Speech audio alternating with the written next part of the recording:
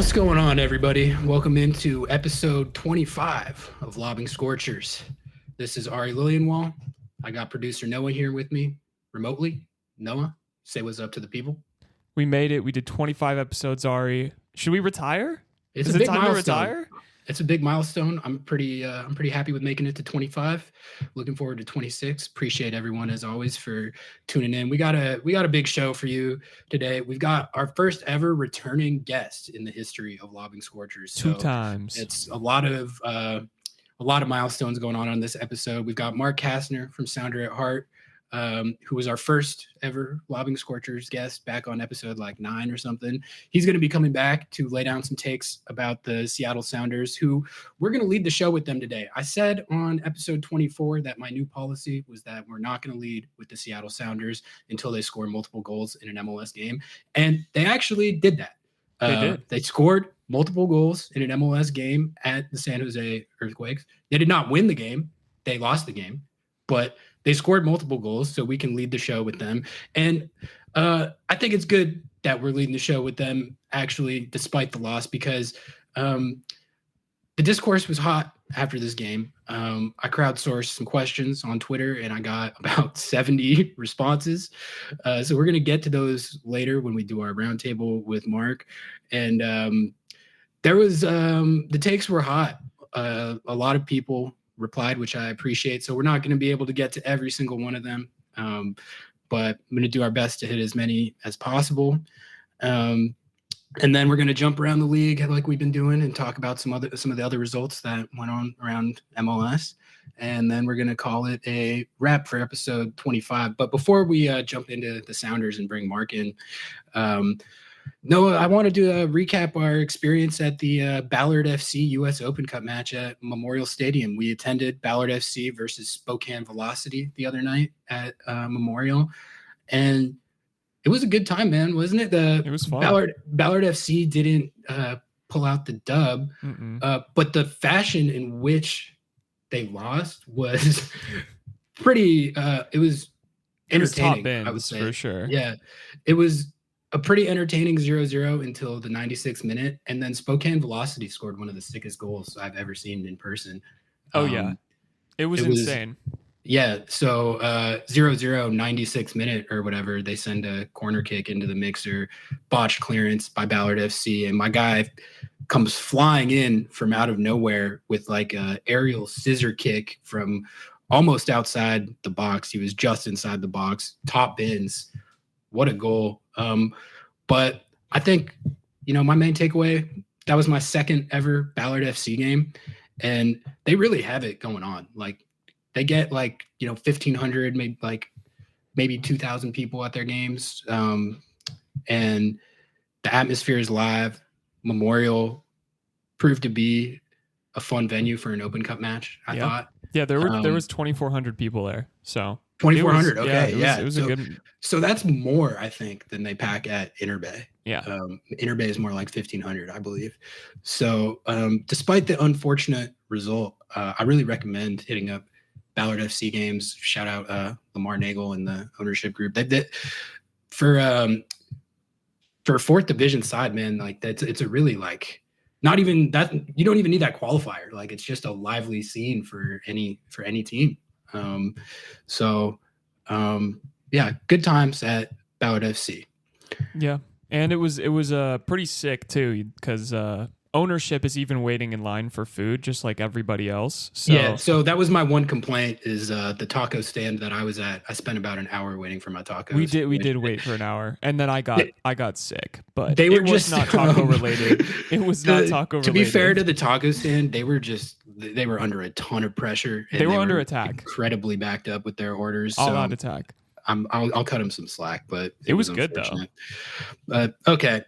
Let's dive into the Seattle Sounders, Noah, shall we? Let's do it. Let's bring in the legend. Yeah, so to supplement our Seattle Sounders coverage today, like I said, we brought on our first ever returning guest in Lobbing Scorchers history, Mark Kastner from Sounder at Heart, longtime Seattle Sounders blogger / I don't know, Mark, is there another title that anything more to your title that you want to add? Mark is muted. Mark is muted. That's a good bit. Nah, man, I'm a blogger in the most like derogatory way possible. That's well, a good intro. You know, I don't mean it derogatorily. Thanks for joining the show. How are you doing, man, after last night's game? I'm like never great because I have since moved to Minnesota and the games kick off super late. So I'm just in general pretty crabby when I have to watch the Sounders kick off at basically 10 p.m. And that last night, Saturday night, was not just didn't put me in a good mood. Let's put it that way. Yeah, no, understandably. Seattle Sounders lose 3-2 at PayPal Park against the San Jose Earthquakes. And, you know, out of all the negative results that they've taken so far this season, I mean, they're 0-2-2.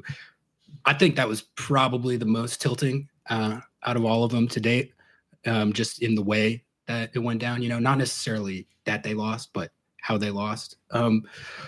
They actually scored multiple goals in this game.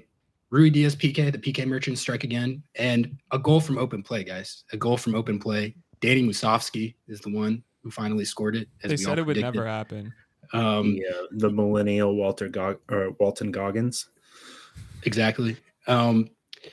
So there was that, but there were more injuries leading up to this game. So the lineup was really out there. There's a lot going on with this. Obed Vargas got a concussion in training leading up to this game. Leo Chu did something to his knee leading up to this game. So they both were out of the lineup. You had Sota Kirihara and Danny Leyva in the double pivot. You had Christian Roldan moving from the right to the left wing. You had Dylan Tevez on the right in this 4-4-2 that they've been running with Jordan and Raul up top.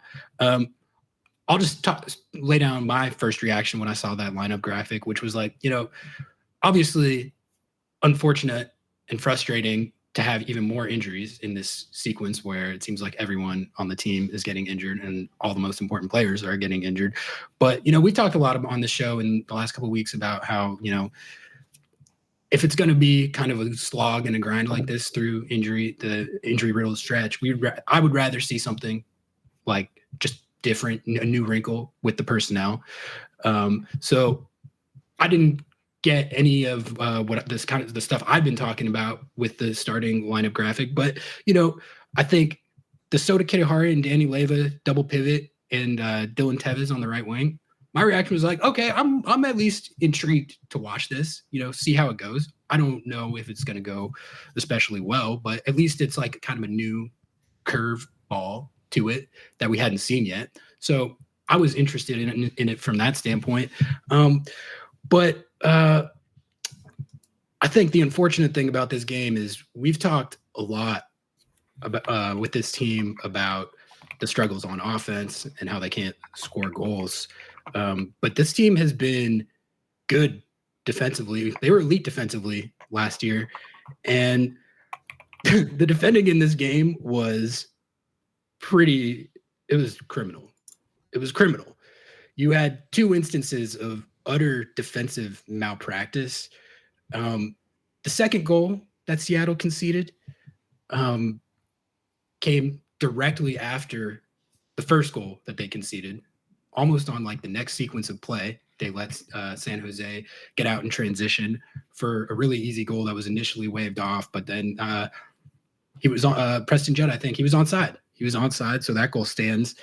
And then after Danny Musovsky equalized in the 81st minute, they actually gave themselves a chance at pulling a result in this game, and they literally let San Jose score immediately on the ensuing kickoff. Abobasi scores. Musovsky scored in the 81st minute. Abobasi scored in the 82nd. So anytime you have one sequence like that in a game, like I said, defensive malpractice, that's going to be a tough film session.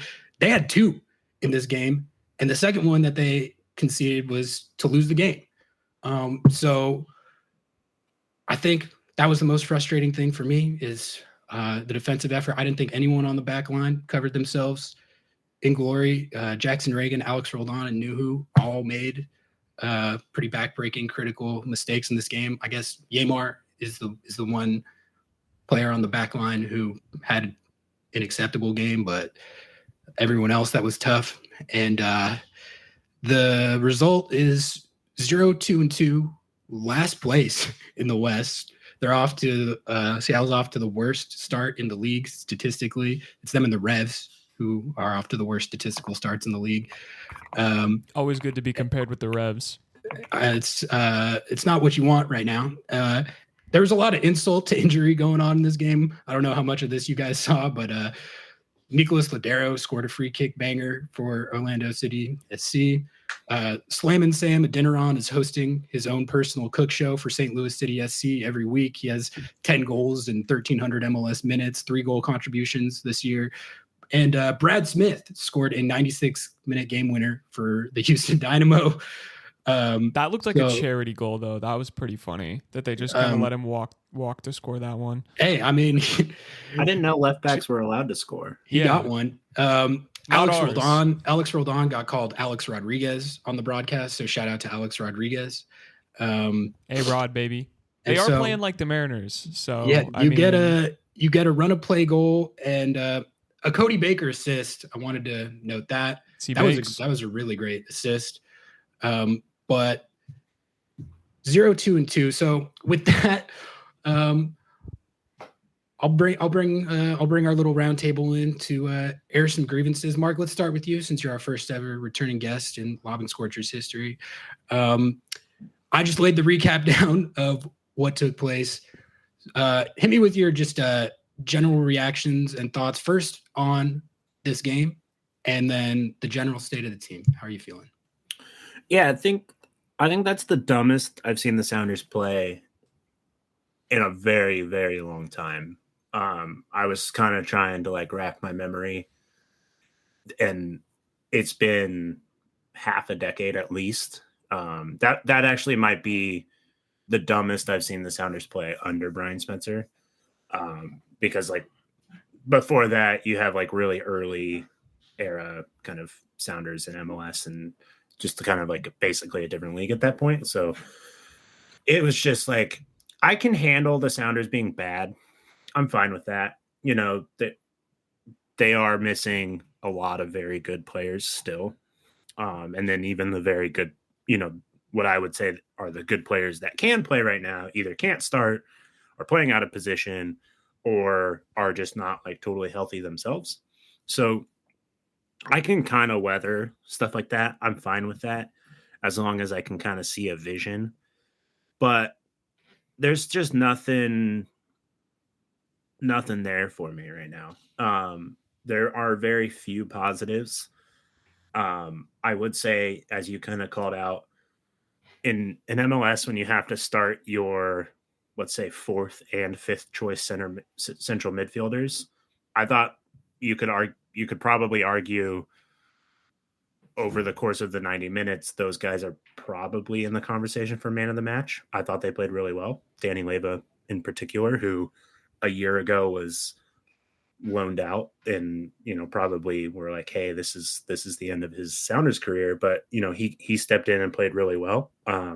You could probably make the case that performance last night was better than anything Josh Atencio and Obed Vargas has done all season. So that's a bright spot, I guess. But I just I hate when teams make dumb mistakes. I'm fine getting beat in general. Like, hey, it's MLS. It's still March. You can lose some games and it doesn't really matter. But just to kill yourself like that is just so stupid. And that's the biggest frustration is you can see that there are partnerships all across the field that just don't trust each other anymore. And that's what really bums me out.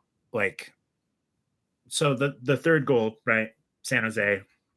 I guess you could even talk about the second and third goal having kind of the same ethos of mistake involved, where you have, you know, it's off of a restart. Yeah, sure. But you have Jackson Reagan gambling essentially, which he's allowed to do as kind of the last line of defense in this setup. And then you have Nuhu, who just doesn't do anything in support. Like I tweeted out a screenshot this morning of where he was on the field for the third San Jose goal. And there are midfielders and wide midfielders further back on defense on a San Jose restart than he was. And it's like, what are we what are we trying to do here? Like to go all like Taylor Twellman, like what are we doing? What's the like thing we're trying to do other than just kind of weather the storm of injuries? And there's nothing you can build on right now. There's nothing. And that's like frustrating as hell. And when you have scab referees that bail you out, like that penalty that the Sounders got last night, you have to take those opportunities and turn them into something. Yeah. And they just don't do that. When Austin FC shows up in Seattle and has like no interest getting across midfield, you have good enough players, you have enough experience to kind of turn this into something, and they just are not taking the opportunities given to them. And they're playing stupid. So that's why I'm so frustrated. Yeah, I mean, yeah, that was a good the penalty kick that Rui Diaz got awarded. I mean, I think you always kind of look at these things like, okay, how would I react if that were the situation reversed? And I think Sounders fans would rightfully be livid if like Jackson Reagan conceded that penalty or Yamar conceded that penalty, because it's just like you could make an argument, but you just never see that thing called. And this is the same referee who hasn't worked since the first week of the season when Miami played LA, because he goofed up and sent was it Marky Delgado off? Marky Delgado, yeah. Yeah. And it's like, so this is one of the scab referees that isn't even good enough to referee every week. Mm-hmm. So it's like, I don't know. There are 10,000 things I'd rather talk about than the referee. But again, given the opportunity, you get a soft penalty. You get a moment where Raul Ruiz can do the only thing he's seemingly can do right now, and that's score a penalty, which is penalty fine. Merchant. You got to, like I said, you got to take the opportunities when they come, and then you work yourself into a situation where you do equalize against, frankly, a bad team. San Jose is not good, and the fact that they've beaten the Sounders 3 times in a row is, I don't know if alarm bells should be going off, but like really hard conversations in the mirror should be happening when that happens. They haven't beaten San Jose in 6 matches. They can't. Yeah, and yeah, you get bogey teams or whatever, but like that's why I kind of come back to like, give me something to work with here, and there's nothing there.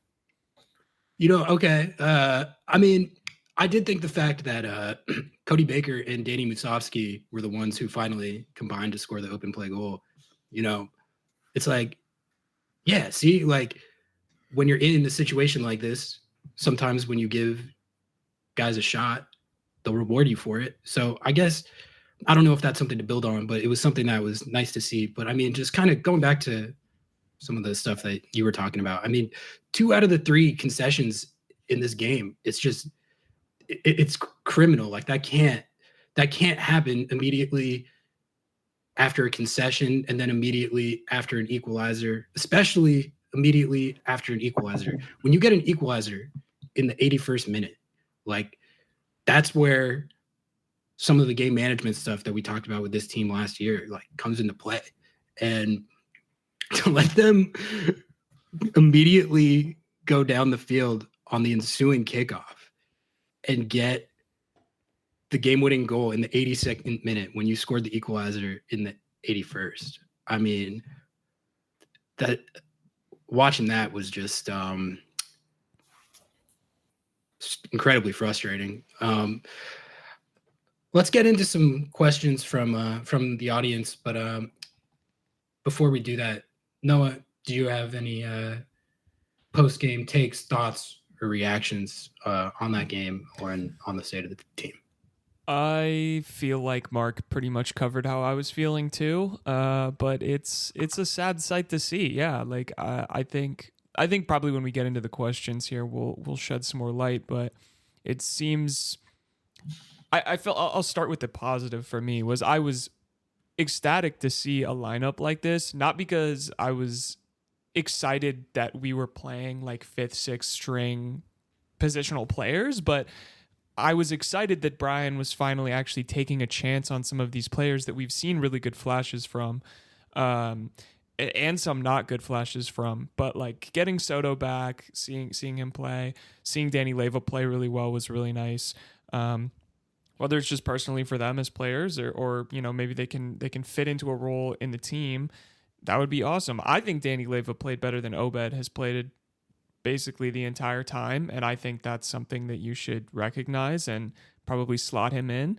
And I thought Cody Baker was the best defender on the field other than Yamar. I mean, it's like without a question.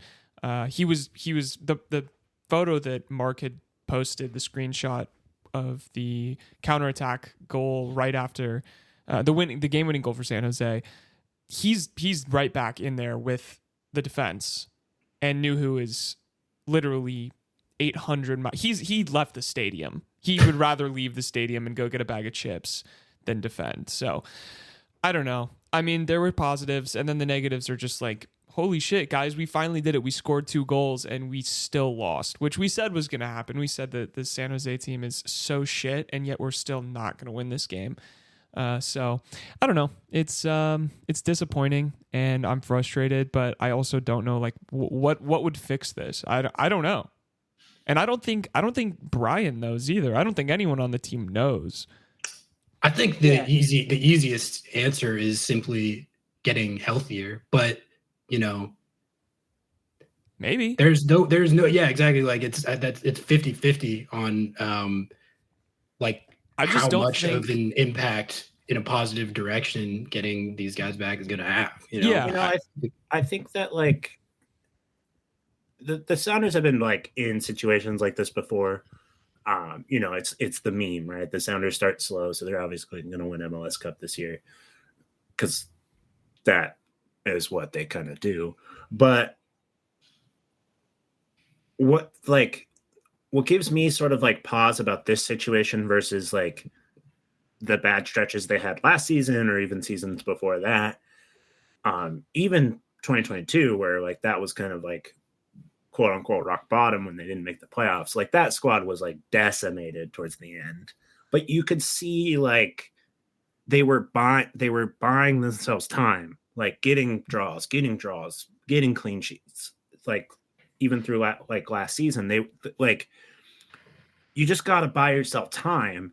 And the reason why I'm so frustrated with how stupid they're playing is like, you're gambling on nothing here. Like I don't play poker, but I know like if you got like unsuited low number cards, like you probably shouldn't play that hand, right? And it's just like time and time again this season, like they're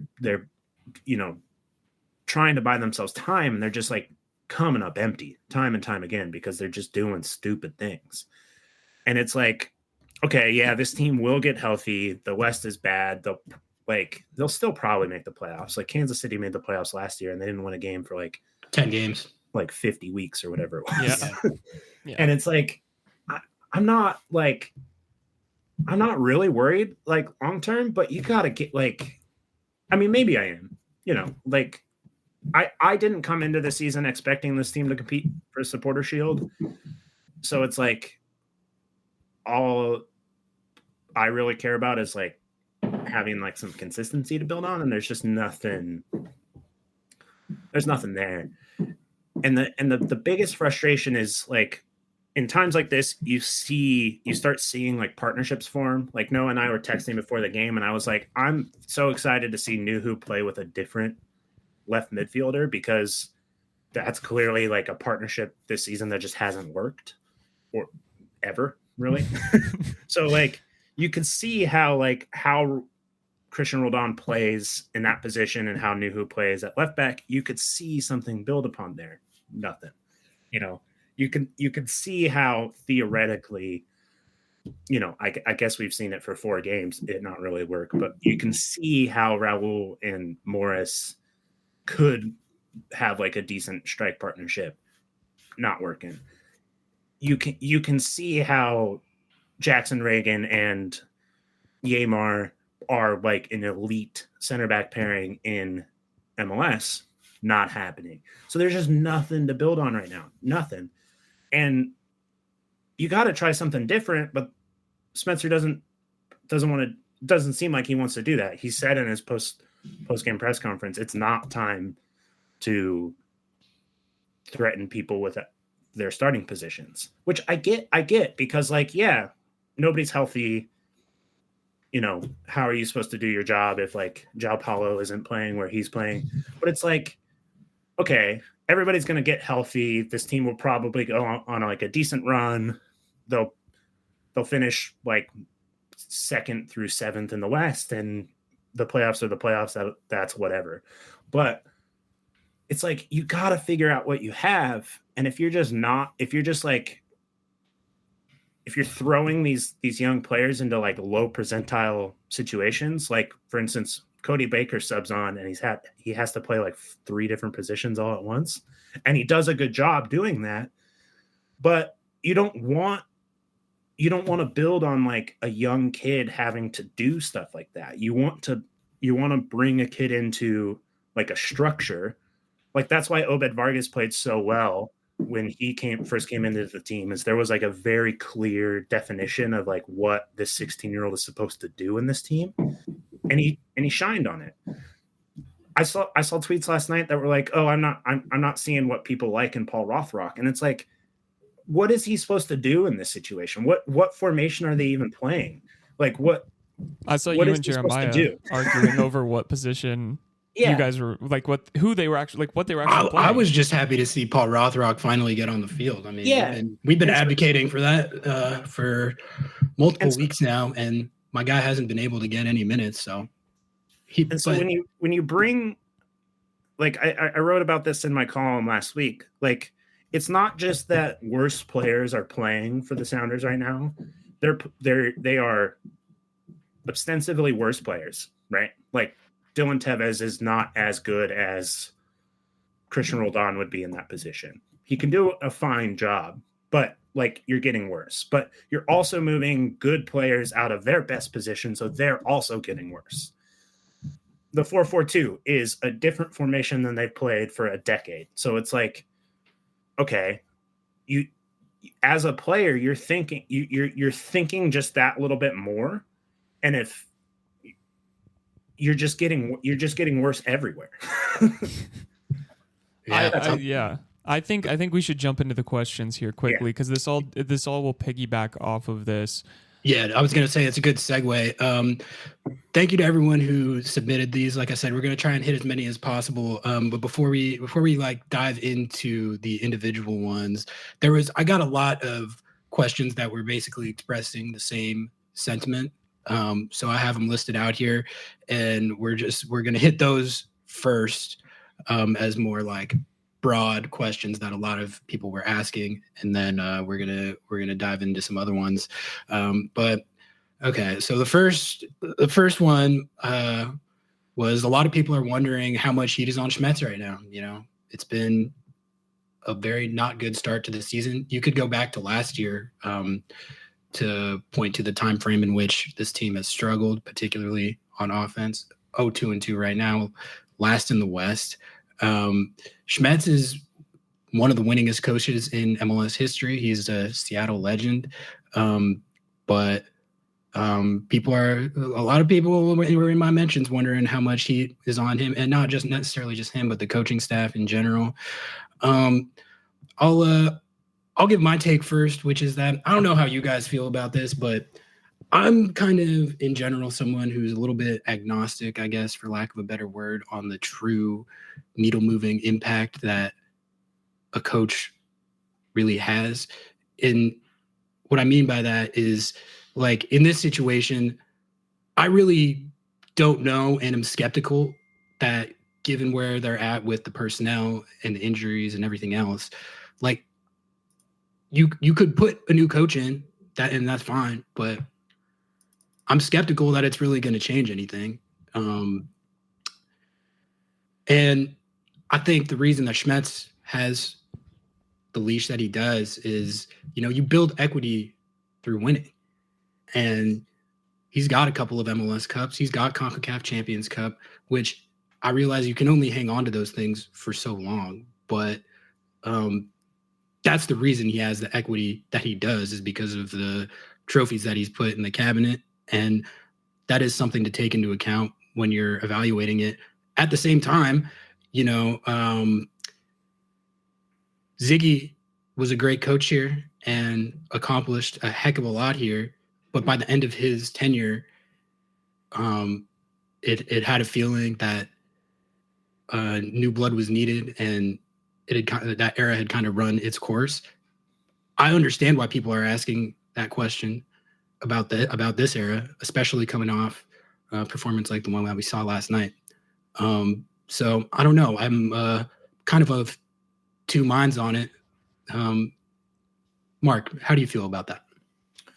Yeah, I mean, I think just like on the face value, you shouldn't fire a coach in March in MLS. You just shouldn't. That's really stupid. That just like kind of would compound a lot of different things. I do think that like people are frustrated, obviously. You guys just listened to me rant for like 15 minutes about how frustrated I am. I don't want to like dismiss any emotion, and really kind of like your kind of average fan is like, well, things aren't going well.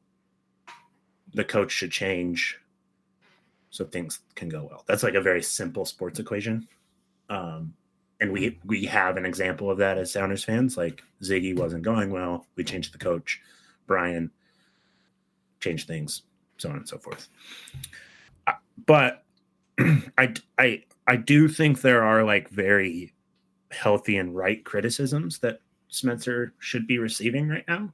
And, one of them is like a personnel question, which we kind of already covered. But I don't think people really are kind of clocking what actually happened last season and how much credit he deserves for like what was happening last season. So just to remind you guys, our listeners, like, because I know you two already know this, but like Nicholas Lodero kind of fell off a cliff in terms of form last season. And then Raul Ruidiaz was like not healthy at all. And that team last year was still built on like those two guys have to be good for this team to be good. And they obviously didn't score enough goals, and that kind of came to fruition in the playoffs, and they got knocked out by LAFC, yada, yada, yada, yada. But like through the start of, the first like 10 games or whatever last season, the Sounders were like boat racing teams, and then just everything fell off a cliff, like creatively and offensively. So Smetzer kind of changed the team to just be like a really stout defensive team, and they were. And that's really hard to do in the middle of the season, because you kind of come into a season with a plan, which we're seeing right now. And if that plan doesn't really work, things don't really work. That's just kind of how MLS goes. So last season, I think he deserves a lot of credit for kind of like switching what was going on and like kind of riding that ship. So, like, yeah, I agree with you. Like changing the coach doesn't really do what I think fans think it does, like most of the time, especially in the middle of the season and especially at the start of the season. So I think you kind of just like hope things get a little bit better this season. And then maybe you should have that conversation at the end of this season, whether it's maybe Brian stays as the head coach, but maybe like you got to look at like, are the assistants doing what they're doing? Should something there change? is this roster really constructed in the way that like it should be? Like what I just think there's a broader, more nuanced conversation that isn't just Smetzer's bad, so things should Right. So that actually segues into another one of the big questions that I got, which is how much heat should be on Craig Waibs for the or Craig Wibes. I always call him Waibs. Craig Wibes. How much heat should be on Craig Wibes for, you know, how much of this is to blame on the roster construction, which I think is another worthwhile and valid question to ask. I think it is still early in the Craig Wibes era to be fully assessing his body of work. He hasn't had really enough transfer windows to make a definitive evaluation on his tenure, I don't think. But I think there are at least two moves off the top of my head that I could name that deserve the scrutiny that they're getting, and you guys can tell me if I'm missing any. But the first one that comes to mind is the Hebert signing. 1 point whatever million of GAM, right, for Hebert to be the backup forward. You were banking on him at least matching the form that he showed at NYCFC, where he was a provenly consistent goal scorer in the league, and that was a bust last year. That you got pretty much no production out of that roster spot. The other one, I mean, we're on the beat every week, but the Slam and Sam Adeniran trade has backfired. And, you know, Craig Wibes has given the reasoning behind why he felt like that trade had to happen, given the roster rules that you're working under in MLS. But the fact remains, Sam Adeniran, I have the stats pulled up right here, 10 goals, 2 assists in 1,362 minutes, 2 goals, 1 assist in 281 minutes this year in 3 starts. And it's also like when I watch him play, like he's producing, but he's also just like exactly the type of player that the Sounders can really use. Just a beast of a physically imposing number 9. He's balling out, and they traded him for a very small amount of GAM. So those are the moves that come to mind to me when I'm evaluating Craig Wibes early on in his tenure here. And they're both frustrating to think about. Mainly the Slam and Sam one, man. That one. I get why that's grinding people's gears. Can I push back on that a little bit? Yeah. So, yeah, like if Slam and Sam's doing what he's doing for St. Louis for the Sounders, that would be ideal. But the coach just didn't rate him. So they had to make a move with where the roster was at that time to get kind of compliant and stuff. Yeah, and I get that. And that just happens, you know, like that. How many times in MLS have we seen like a guy like not be contributing, get traded, and then he's good because he's in a different scenario, he's in a different situation, he's got a different coach, different formation, style of play, everything. I do kind of think you just got to kind of take that one on the chin and just be like, yeah, but I don't think if he's still on the Sounders, I don't think he's doing what he's doing. It's certainly not a guarantee. And I think people do treat it like it's a guarantee. Like you can just take those numbers over from St. Louis City and guaranteed transfer them over to exactly what he would be doing if he was still in Seattle. You can't really do that. But it is, for me personally, when I look up every week and he's scored another MLS goal in the fashion that he's doing it. Well, at least he was bad this weekend. I mean, I didn't watch a lot of that game, but he was just absolutely balling out to start the season, and I think he has cooled down a little bit. But you know, it's more production than the Sounders have gotten out of their backup 9 in 2 weeks to start the season than they've gotten in like the last year. You know? Yeah. So and it should be said, like St. Louis traded for him and then also loaned him out, so it wasn't like it happened straight away. Like St. Louis traded for him. he went on loan to, was it San Antonio?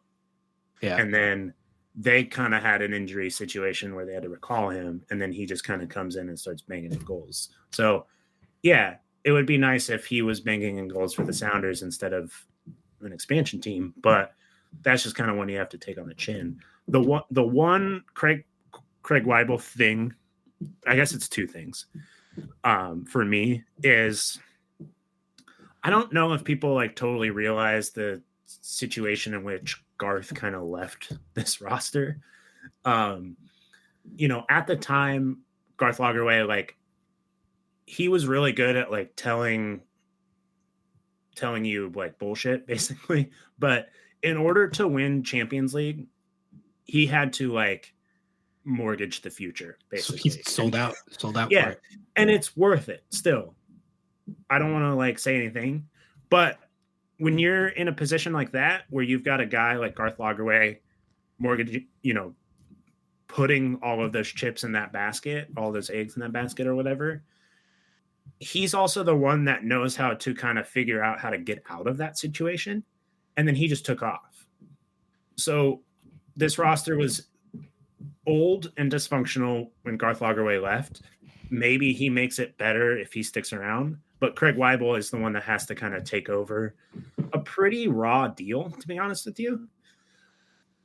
And he's just been like conservative in nature, which is fine. I don't know. I don't think anybody really knows enough to like say at this point, like what is good and what isn't bad. But the thing that really frustrates me is this like Arriaga situation where you've had 3 transfer windows at this point to trade him, when you have people like Tom Bogart being out there and being like, yeah, they could probably get $800K in allocation money for this guy. And I don't think that's Tom just like guessing. I'm sure he's heard like, yeah, teams have kicked the tire on him. That, for instance, like Austin last year, they had like 9 center backs injured and were basically like begging. I don't know what the offer ended up being, but like you do kind of have to like offset your L's a little bit. And you could probably recoup most of the Abear trade with trading Arriaga this offseason. And they just didn't. They brought in 2 center backs to replace him, and he's still playing. And it's like, what are you waiting for? Like, really? Like, yeah, maybe you're not going to get the deal you really want for him, which is like maybe a million.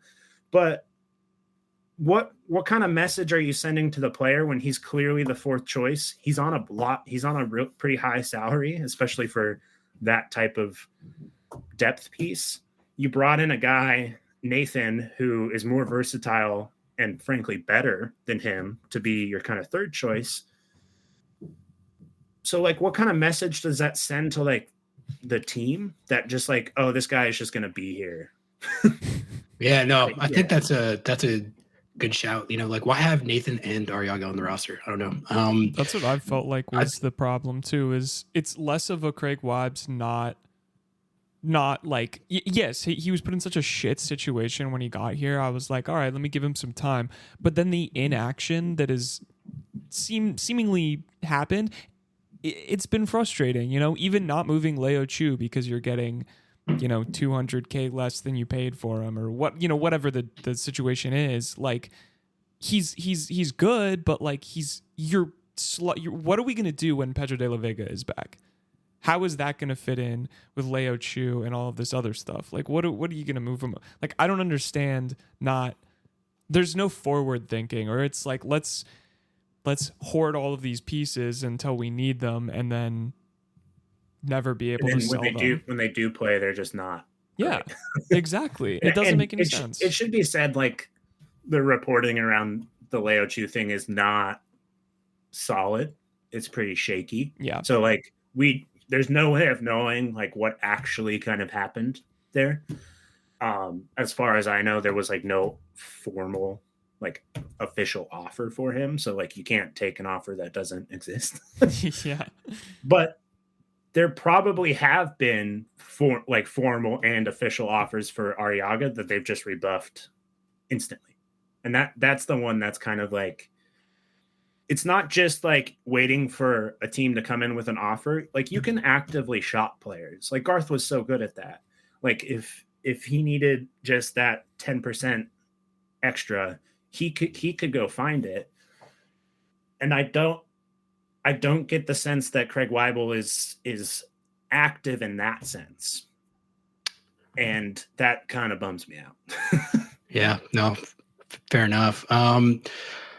A lot of people had takes on lineup and personnel changes that they would make. So I hit on a couple of those, and then Noah, we can dive into a few of the other questions that we got. But the two biggest ones that I got were: should Jackson Reagan be benched? Should Jordan Morris be benched? So I'll just give my take on those two real quick, and then you guys can tell me what you think.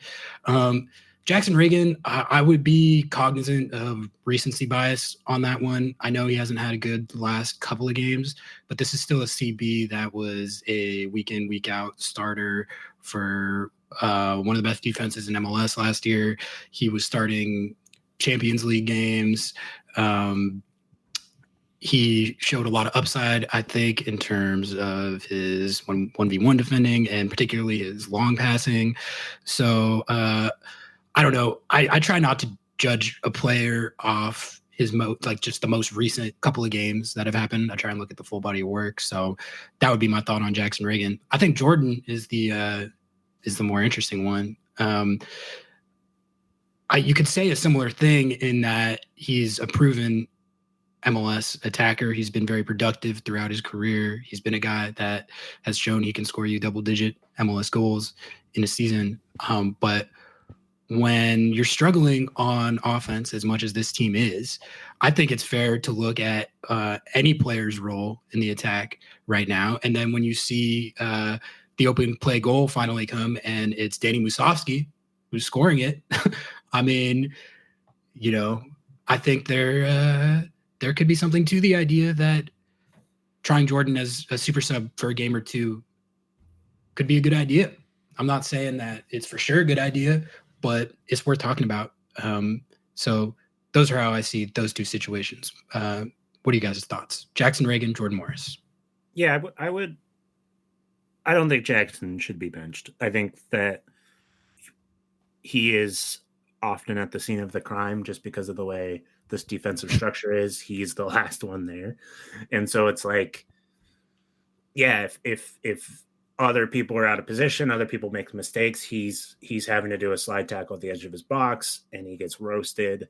But that's just kind of like, I think says how much trust this coaching staff has in him to be there in those situations. And those just aren't coming off, unfortunately. So I don't think you should bench arguably your best defender just because everything else around him is dysfunctional, because that just is going to make things worse. And it's going to like really ruin his confidence, I think.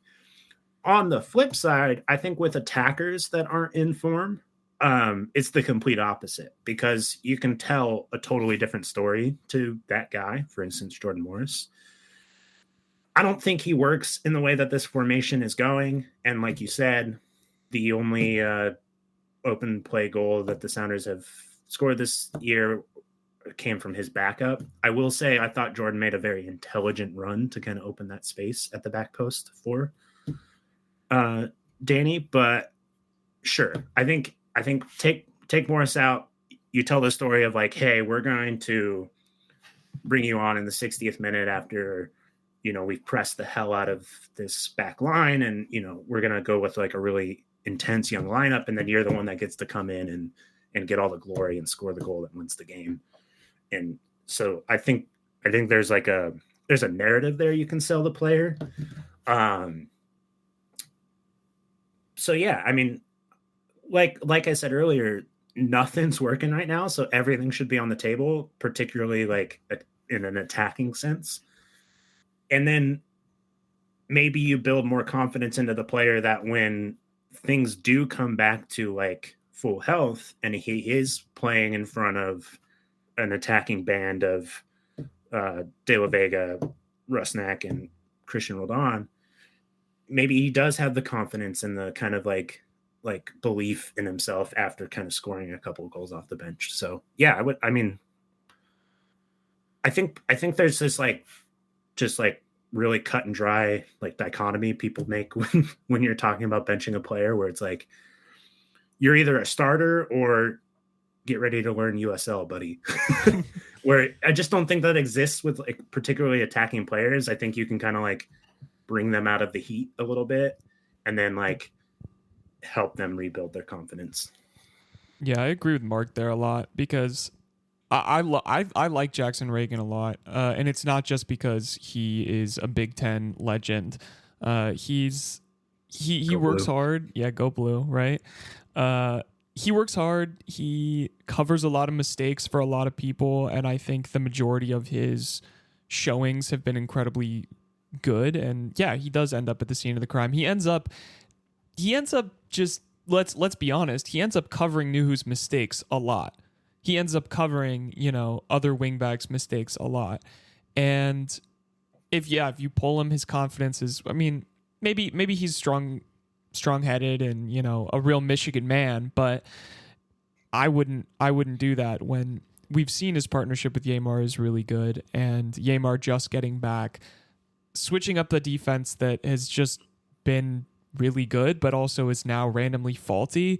It's recency bias. It's bad. It's dumb. I don't even think like pulling Jordan Morris is the issue. I think his position is the issue, or at least his position in this formation. Me and Mark talked about it a lot. We argued about it quite a bit.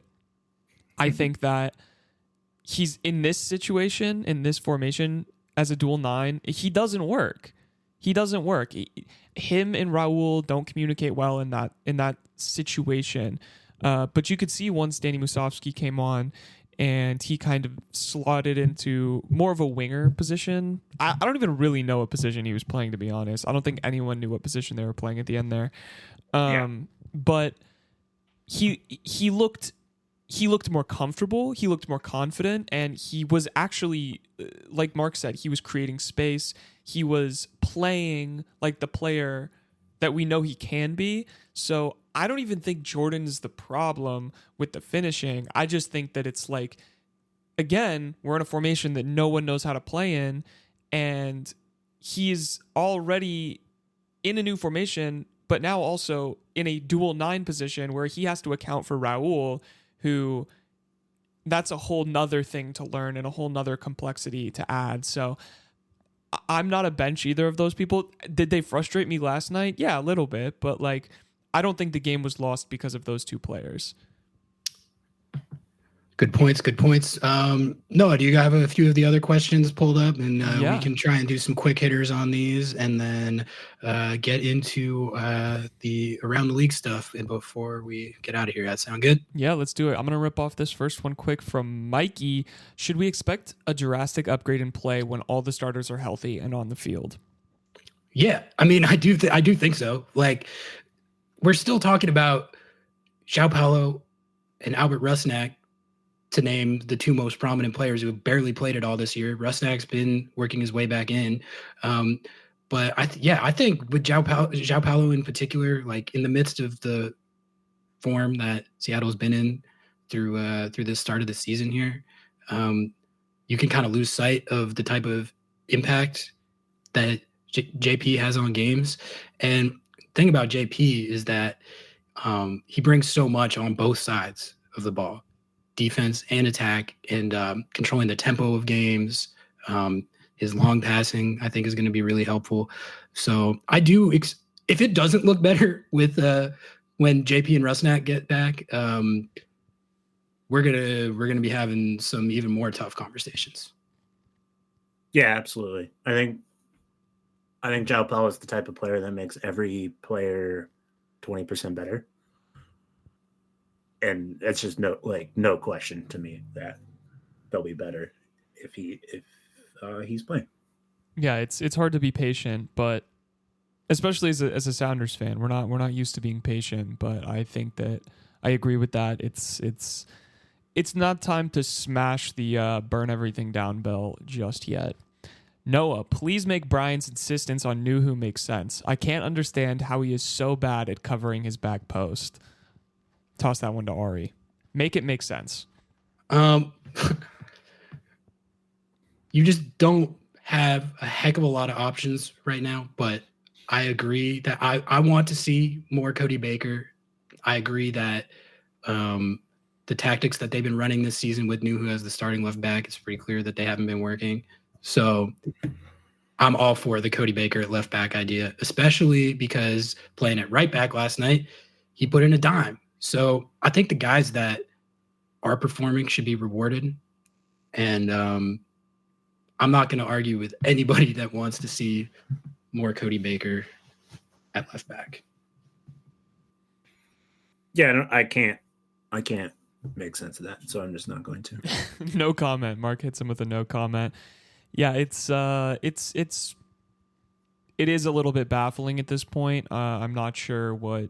Clearly, something in training is like, Ari always says, something in training is telling them that Nuhu's the right choice. But I think it's time to watch some game film, maybe. Do a little breakdown. Bring in Mark Kastner, and maybe you might change your mind. That's all I got to say. Not saying it now, but what does the team have to do as a whole for it to be time for Schmetz to leave? Where is the bar? I know we touched on this quickly, but I want to know what the bar would be for each of you. I think that if you go through the rest of this season with JP and with Rusnak and ideally at some point Pedro de la Vega healthy, and you still find yourself in the kind of middling 1.4 to 1.6 points per game teams, I think that's the bar for when you're really going to have to talk about that. Yeah, I think we're looking at 2016, but exponentially worse to get rid of him during the season. Yeah. Because there are things outside of his control. I've already kind of talked about what is in his control, but you can't. It's just not all on him, I don't think. So you give him probably the rest of the season, and then if they miss the playoffs, then you're probably like, well, that's 2 times in 3 years. That's unacceptable. So. Yeah, I would be reluctant to just swing the axe so quickly. It's also dependent on what's the coaching market. Who are you going to bring in to replace him? I think there's a lot of variables to firing a coach that people don't really think about other than let's kick him. I don't know what my bar is. I don't want him gone. Honestly, I don't want him gone. I don't think he's I think maybe being hard-headed has been a little bit of a problem, but I think people that want a coaching change right now or this season, that is a vibe that I don't think people really kind of have truly clocked. You don't want to do that right now, to be honest with you. Yeah, no, that's melting down. So a team that's already melting down. From Naves, shout out Naves. Going back to 2024 with 3 highly paid center backs, only one of which is a starter, and no backup central playmaker. Is that negligent? It's a good shout, Naves. It's a good shout. We talked a little bit earlier about sort of the logjam of CBs on the roster, which you could look at as stocking up at an important position, but I think it's good point that has kind of come at the expense of your depth in other areas. And we're seeing that right now. And I think, going back to our discussion about the early tenure of Craig Wibbes, that's, I brought up Abear in the Slam and Sam trade, but I think honestly, having talked about it more, exactly what you're talking about, Naves, that's probably the most glaring thing. We haven't played with a central playmaker this year, so we don't know if we have a backup. We don't know how good Paul Rothrock is in that Rusnak role. That is information nobody has, except maybe the training staff, but nobody on Twitter has that information. And I think that's a pretty easy, I know better than everybody else take to have, is oh, look at the way the roster is constructed. It's bad. I don't like nobody that can talk into this microphone or send a tweet right now has enough information on any of this. We're all just kind of guessing. So I will say, like, when Pedro de la Vega played as a 10 for a half, he looked really good there. So I think like with the way that rosters are constructed in MLS, like nobody that plays with the 10 has a backup 10. Like if Acosta's out for Cincinnati, they change how they play. So it's not like you can just like have Rusnak but 30% worse or whatever. It's the Sounders have tried to change the way they play, and it got worse anyways. So but yeah, I would have traded Arriaga. Yeah, for sure. Yeah, I agree. No need to dive into that one anymore. I thought this one was interesting. Would you rather take Slam and Sam or Morris right now? We could have traded Morris, gotten value for him, and kept Big Sam. I think our FO is a little sentimental about some of our players. Man, at one point, it looked like Morris was kind of a player we could build around. That's one of those things where it's very easy to say in hindsight when you see the Seattle struggling as much as they have in attack. You see Slam and Sam banging in goals every week. But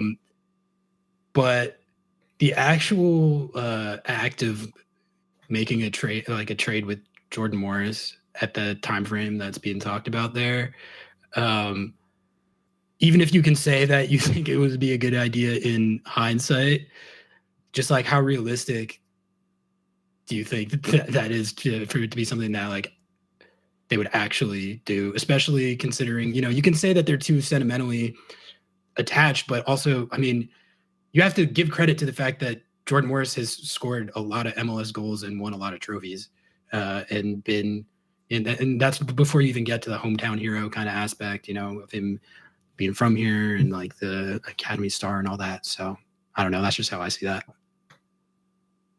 That is such a bad take. not Ari's. Just the way that question's proposed is preposterous. Yeah, I agree. Jordan is light years ahead of Slam and Sam, unfortunately. I hate to report that to you if you cannot see it with your own eyes, but Slam and Sam's great. We're big up. We're heavily pro Slam and Sam. We've been on the beat all season. We love him, but let's be realistic. Can you upgrade on Jordan Morris? Probably. Yeah. But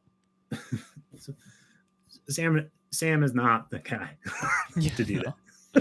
No. I wanted to jump into this one because I've actually been interested in this, and I know privately me and Ari have been swirling around rumors, but this is from Seth. Seth says somebody's got to take responsibility for the training and fitness of this team. They have not been physically or mentally ready for any game this season, or maybe last season too. What do we think about the training staff, folks? Oh boy, we're gonna go. We got to do the dialogue. Okay, I mean, like these conspiracies have been around for many years. The hamstring FC meme is a real thing. It does seem like Seattle has an inordinate amount of these muscle injuries. They don't sometimes. Statistically they don't, but like I can at least see why people feel that way. Although the thing I would say is that every fan base says that. Like that's you gotta understand. Like every single fan of every team thinks that they have the most hamstring injuries. I think hamstring injuries unfortunately happen a lot in professional soccer. But like my thing on the training staff conspiracies is it's like almost pointless to talk about because it is impossible to know like what how much it can be attributed to the training staff versus how much of it is just like the byproduct of being a professional athlete playing a sport where you run a lot and put your muscles under a lot of stress. Like if there was actual way to measure that, I would be more interested in it. But like, talking about the injuries that have happened this season, when Albert Rusnak rolls his ankle at training, like, is there anything that the trainer could have done to prevent that? Like, Yes, I don't or think he so. could have been like, When- Albert, please don't roll don't your roll ankle. you don't roll your ankle. You know, it does. That's unfortunately not going to be a very effective preventative measure. I don't think with JP with his hip. Like, is there really anything that the trainer could have done to stop like a what seems like a stress injury in his hip? Like, I just don't know about that. So like I said, my take on the training staff conspiracies is that it's pointless to talk about because it's impossible to measure and it's impossible to know what effect, if any, that they have on the situation. Yeah, I think like fans in general, sports fans, and particularly Sounders fans, if I do say so myself, they want to attribute like moral failure whenever injuries happen, and that's not how anything works. Like if that's how things worked, if we were scientifically like at a point in society where we knew the exact moment a player was going to pull his hamstring, injuries would never happen ever. Like they would spend the money on that type of like science, sports scientists to be on the team. Like they would do that because if that was a possibility, it would already been explored. Like I guarantee you the people that work for the Sounders are smarter than us and anybody tweeting at us. They probably have a college degree. I don't got one of those. So Yeah, I went to seminary, so that's how stupid you know what I mean? Yeah. So there, like, injuries are not. There's no morality attached to them. They happen or they don't. And can you get better people to help players recover? Can you change training style? Yeah, sure. But nobody, again, I will say, nobody has the information to know that at all. Because, like, okay, so whoever the trainer is right now, say they fire him and they hire somebody who has a better resume, that could actually be worse. It can get worse. It can. Like, just because, like bodies are bodies and these are professional athletes doing like the hardest thing a body can do, which is play sports. So it's like to even entertain that is like pretty crazy, and just like I can't take a person seriously that does that, because it's just like there's no unless you're kind of like doing it jokingly, sure. But even then, that's pretty insulting. I'm gonna come out and say it. Like, if you think you're smarter than like anybody that is like making these decisions professionally, that is crazy. You are nuts. I do enjoy the like when people go down that rabbit hole. It's entertaining, but I just don't know. If you do pull your hamstring though, and you're on any other team, you are a Sounder. That is the law of the universe. Like the memes are valid. Like that's what I guess that's what I'm trying to say. It's a funny thing to joke about. Like Pedro de la Vega's first injury as a Sounder is like a pulled hamstring. That's like it's that's a funny. Good bit. It's funny because like we've followed the Sounders so closely, and like hamstrings do get hurt the most in soccer, like factually speaking. So it's just kind of like, yeah, that's pretty funny. It like he didn't like sprain his ankle or like dislocate his shoulder or whatever. He pulled his hamstring, which is funny, sure, but like you can't like attach any sort of like morality to injuries, and that's like a pretty crazy thing to do. Yeah, that's good take there. This one comes from Bitcoin something. It says woke equals broke, but I don't think that is about the Sounders. So I think that's just true, right? That's just Freddie Montero on his burner over there. Anyway, we've got this next one. How high are the spoon odds? Because they feel very high.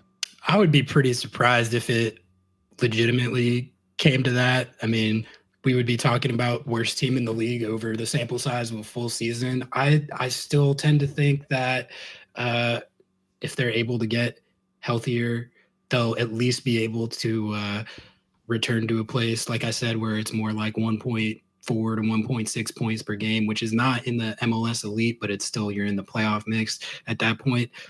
That's what I tend to expect.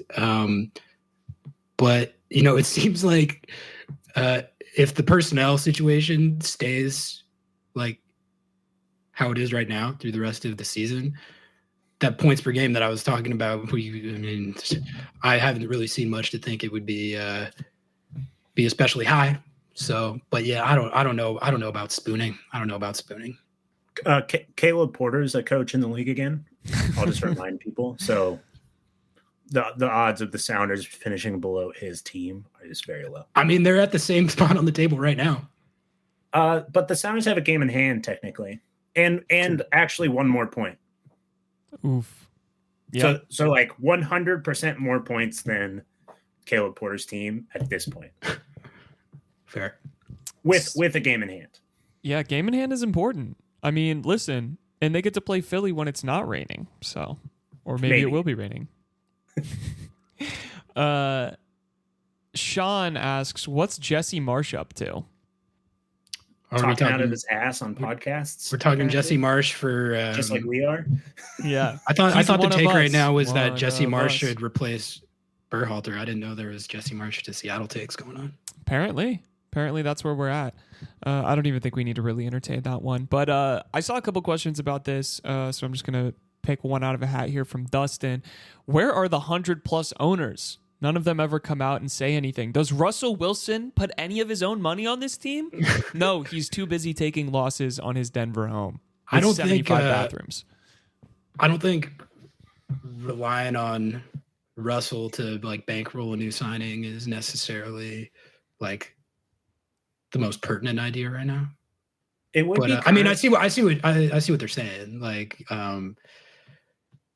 it would be kind of funny if you took like even just half of the money Denver's paying him to play for a different football team and like got a DP with that. Yeah, that would be like that'd be funny. that'd be a good bit. I think people if he cares about winning, he'll front that money. I also don't think like the structure of the way that like the celebrities bought into the team, I don't think they can actually like legally do that. I think which it would be even funnier if Russell Wilson like bought a DP and then did like some fraud and went to jail. That would be great. That'd be a really good bit. I'm here for that. That would just be, Mr. Whatever. Mr. That would make up for the Super Bowl interception, right? No, I think so.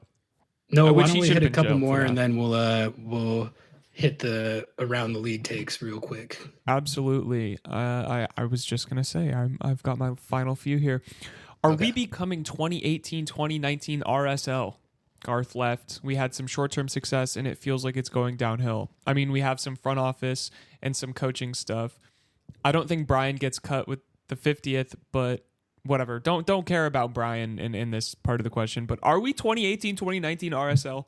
I mean, I think the difference is that there's a pretty stark difference in trophy case there.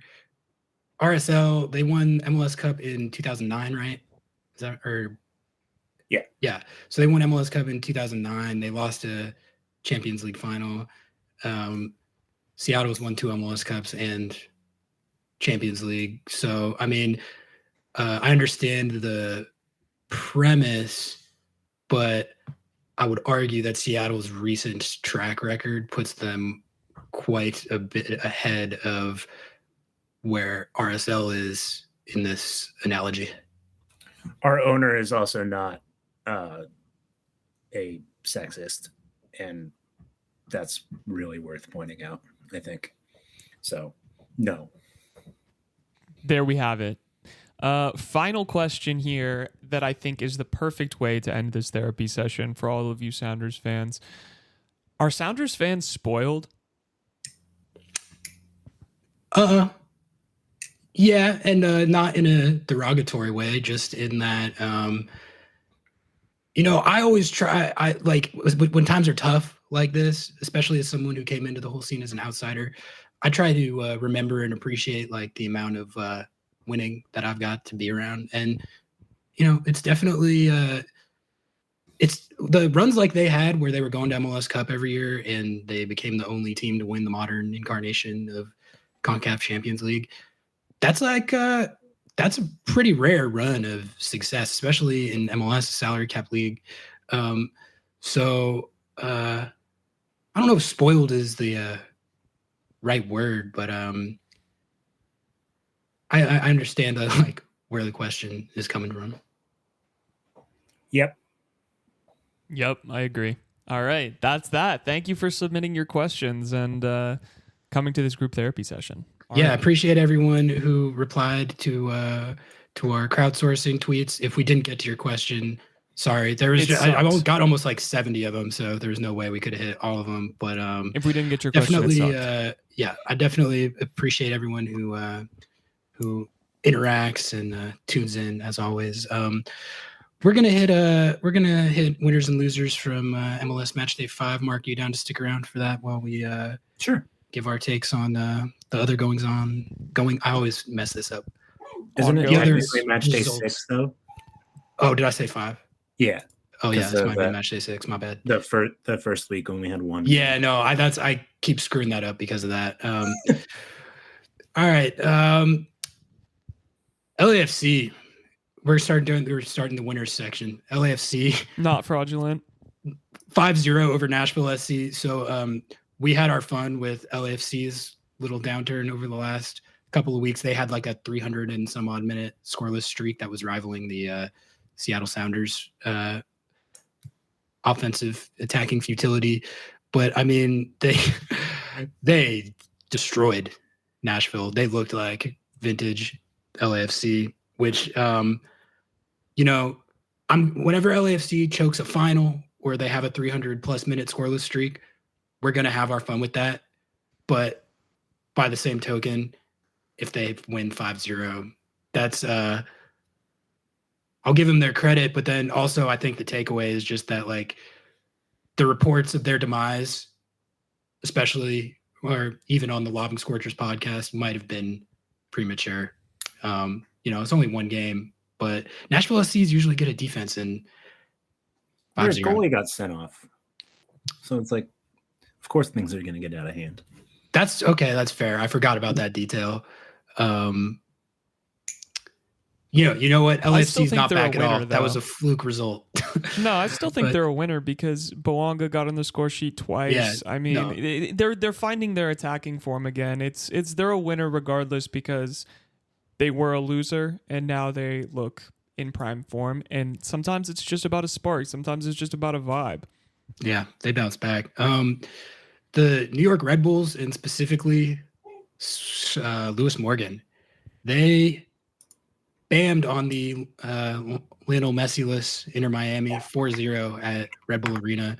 Lewis Morgan scored a hat trick and Dante Vanzier he assisted on all 4 goals, I believe.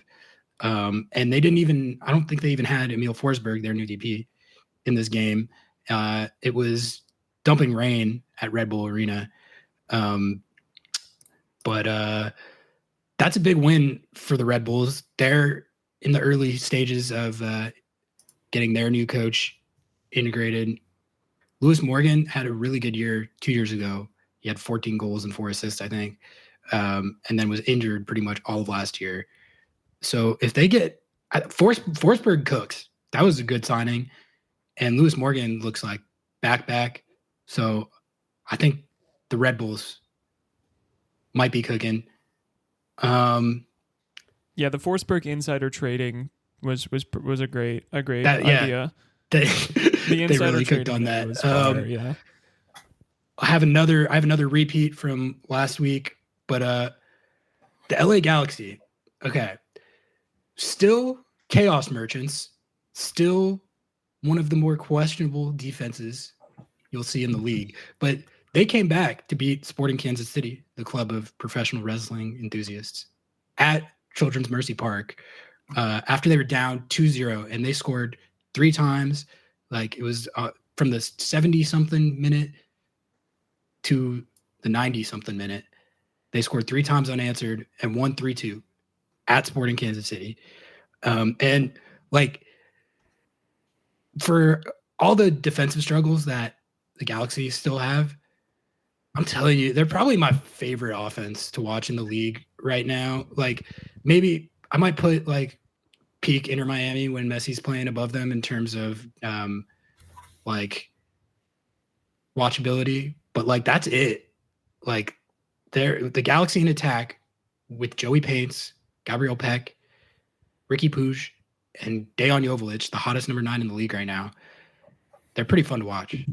Would you say that they laid the smackdown on Sporting Kansas City? I would say that it was kind of a rock bottom moment for. I'd say they hit them so hard it was raw.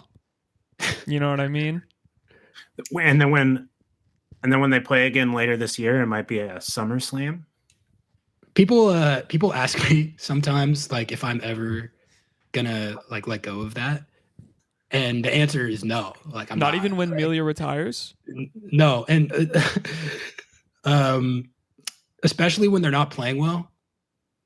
Like our friend Tim Foss from Sounded Heart. Shout out Tim Foss. He had a good bit going last year when Sporting KC wasn't playing well, where he would track their record since the rock bottom incident. And they were playing so badly. It was like their record and their goal differential. They're playing so badly that it got funnier every week that he did it. And you can click through and it goes for like 100 tweets. And I'm going to keep that legacy alive for the rest of my life. Okay. Let's get to the loser section and then we'll get out of here. I hate to keep doing this, but like at this point, it's for the bit. Seattle Sounders 3-2 loss at the 0-4-0 San Jose Earthquakes. You come back from 2-0 to tie it. You finally get an open play goal. Danny Musovski, he does it. And then you give up the game winner the next minute. I can't emphasize this enough. The equalizer was scored in the 81st minute. The game winner that the San Jose Earthquakes scored was in the 82nd minute on the next sequence of kickoff. Like it's just backbreaking, man. Inter Miami, we talked about the Red Bulls in the winners section. 4-0 loss at the Red Bulls. I know it was raining and I know you didn't have Messi, but we talked about on the show last week. But they should be good at playing in the rain. That's their style. They like a slick, quick ball. Like, what are they talking apparently about? Not. It's also funny because the Red Bulls wanted the game rescheduled. That is a good bit. Yeah. I didn't know that. That's funny. Yeah. Tata Martino said before the game that the Red Bulls requested that the game get rescheduled, and FIFA didn't allow it. And then they whammed on them 4-0. Did you see they also, after they were down 1-0 at halftime, they waited 9 minutes to come out of the locker room? Yeah, they've been kind of doing that. It's like a recurring theme for Inter Miami. I don't know if Tata is just letting him here in the locker room or what. But what I was going to say is that, we talked Inter Miami had one of the best. They were in the winner section last week because they had a great win at DC United where they didn't have Messi. Suarez scored a brace, and they looked pretty much as dominant without Messi as they had with Messi. But this game, it doesn't really change how I look at them at all. I think they probably were not helped by the weather in this instance. And Lewis Morgan just had the game of his absolute life. But nonetheless, when your team as hyped as Inter Miami, and I've been one of the people hyping them because I think them at their top level is one of, if not the best MLS team I've ever seen in attack, at least. I don't know. You raise your eyebrow a little bit at a abjectly non-competitive game against the New York Red Bulls when you have Busquets, Jordi Alba, and who's the other one? God damn it. Jordi Alba, Busquets, and Suarez? And Suarez, duh. Come on, bro. The biter? You don't remember the biter? I was just blanking. Man, they really are losers when you forget about Suarez. I forgot about Suarez. Nashville SC, we talked about LAFC in the winter section, but they had their goalie sent off, whatever. That's the worst loss in club history. And I think kind of my broader takeaway with Nashville SC is just it seems like they've stagnated a little bit. They've had kind of the same identity the entire time they've been in MLS, which is Hani Mukhtar, do everything in attack. No one else is really going to do all that much.